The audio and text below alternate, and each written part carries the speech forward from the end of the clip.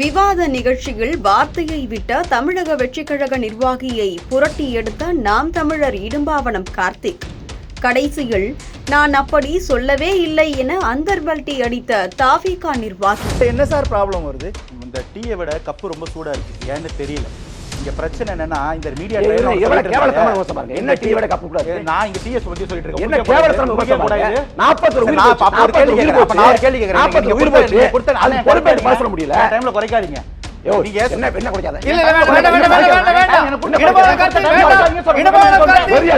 என் டைமை குறைக்காதீங்கன்னு சொன்னா உங்களுக்கு குறைக்காதீங்கன்னு சொன்னதா? நாம் தமிழர் கட்சி இடும்பாவனம் கார்த்திக்கை தாவேகா நிர்வாகி குறைக்காதீர்கள் என்று கூறியது விவாதத்தை தீவிரமான வாக்குவாதமாக மாற்றியது. இதை கேட்டதும் இடும்பாவனம் கார்த்திக் கோபத்தில் இதுபோன்று பேசுவதால் டிவிகேவின் தவறுகளை மறைக்க முடியாது என்று பதிலடி கொடுத்தார். விவாதம் பெருசாகிவிட்டதும் தாவேகா நிர்வாகி, நான் நேரம் குறைவாக இருக்கிறது, என் நேரத்தை நீங்கள் பேசி இன்னும் குறைக்காதீர்கள் என்றுதான் கூறினேன் என இடும்பாவனம் கார்த்திக்கிடம் சரண்டர் ஆனார். இந்த காணொளி சமூக வலைதளங்களில் வெளியாகி பெரும் பேசுபொருளாகி உள்ளது. மேலும் இடும்பாவனம் கார்த்திக் விவாதத்தில் திமுக அரசு கரூர் சம்பவத்தில் விஜயை காப்பாற்றுகிறது என விமர்சித்தார். திமுக அரசு மீது விமர்சனம் இருக்கு. நியாயமா பார்த்தா இந்த விஜயை கைது பண்ணிருக்கணும், புஷ்யானந்த நிர்மல்குமாரை கைது பண்ணிருக்கணும். ஏன் கைது பண்ணாம விட்டாங்கன்னா, கைது பண்ணா அரசியலா அந்த பக்கம் லாபம் அடையுமோ அப்படின்னு நினைச்சுக்கிட்டு முழுக்க தாவேகா காப்பாற்றி விட்டது திமுக. முழுக்க தாவேகா காப்பாற்றி விட்டது திமுக. அக்டோபர் 15 அன்று தமிழக சட்டமன்றத்தில் கரூர் கூட்ட நெரிசல் சம்பவம் குறித்த விவாதம் நடந்தது. செப்டம்பர் 27 அன்று டிவிகே தலைவர் விஜயின் பிரச்சார கூட்டத்தில் ஏற்பட்ட நெரிசலில் 41 பேர் உயிரிழந்தனர். இதில் 10 குழந்தைகள் மற்றும் 18 பெண்கள் அடங்குவர்.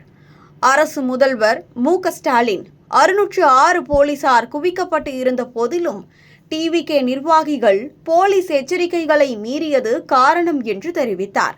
போலீஸ் தரப்பு விஜயின் தாமதமான வருகை மற்றும் கூட்ட நிர்வாகத்தில் தவறுகள் இருந்ததாக கூறுகிறது. இச்சம்பவத்திற்கு பிறகு டிவிகே நிர்வாகிகள் தப்பி ஓடியதாக மதுரை உயர்நீதிமன்றம் குற்றம் சாட்டியது.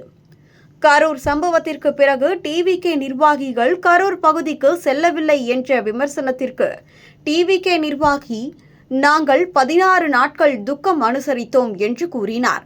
இது மக்களிடையே கோபத்தை ஏற்படுத்தியது. இன்சிடென்ட்க்கு அப்புறமா நான் மெயின் ஸ்ட்ரீமுக்கு வர்றேன். தாவேகாவே இப்பதான் வரும். 41 உயிர்களுக்கான அது எங்களுடைய பர்சனல் லாஸ். அதுக்கு 16 நாள் நாங்கள் துக்கம் கடைபிடிச்சு குறுக்கீடுக்கு நான் பதில் சொல்ல குறுக்கீடுக்கு மன்னிக்கணும். 16 நாள் நீங்க துக்கம் அனுசரிச்சிங்கல்ல, சொல்லலாம்ல மக்கள். 16 நாள் எங்க வீட்டில் ஒரு துயர காரியம் நடந்துருச்சு, நாங்கள் துக்கத்தில் இருக்கிறோம், 16 நாள் கழித்து நாங்கள் விரிவாக பேசுறோம்னு சொல்றதுல தாவேகாவுக்கு என்ன வந்து? கரூர் சம்பவத்திற்கு பிறகு விஜய் எக்ஸ் தளத்தில் இதயம் நொறுங்கி உள்ளது என்று பதிவிட்டு அமைதியாக இருந்தார்.